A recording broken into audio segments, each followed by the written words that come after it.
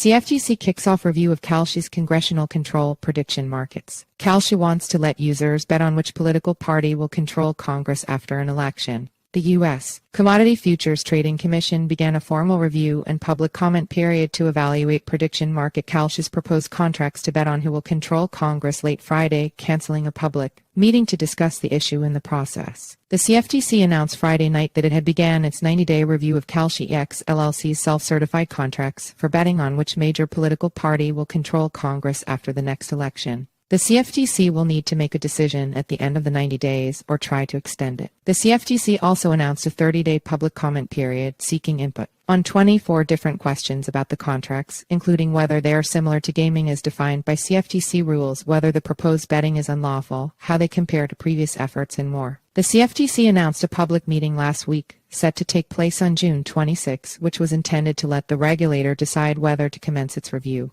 Another press release Friday announced it was canceled. Kalshi hinted last year that the CFTC would approve its political event contracts in the run-up to the 2022 midterm elections in the U.S., though staff later recommended rejecting the contracts, Bloomberg reported. Kalshi later withdrew its proposal before refiling in an effort to address regulator concerns. CFTC Commissioners Summer Mersinger and Caroline Pham both dissented from the decision to launch a new review period on Friday. Mersinger argued that Kalshi had been operating in good faith to address the regulator's concerns, and launching another comment period would delay any resolution. Moreover, Kalshi's self-certified contracts do not fall into any definition of gaming for the CFTC purposes, Mersinger said. The Commission should treat Kalshi's certification in the same manner it treats all DCM certifications of new products, and then do what Congress provided, undertake a public rulemaking process to establish a legal framework for exercising its discretion to determine whether event contracts, including those relating to political control, may be prohibited from trading because they are contrary to the public interest, she said. Pham's dissent pointed to an appeals court ruling on another prediction market, Predictit, which the CFTC ordered shut down last year. Predictit sued to continue operating, and the Fifth Circuit Court of Appeals ordered Predictit be allowed to continue operating until at least roughly 2 months after a court ruled on the underlying lawsuit. If the CFTC were to try and suspend Kalshi's political event contracts that might violate the appeals court order, Pham said,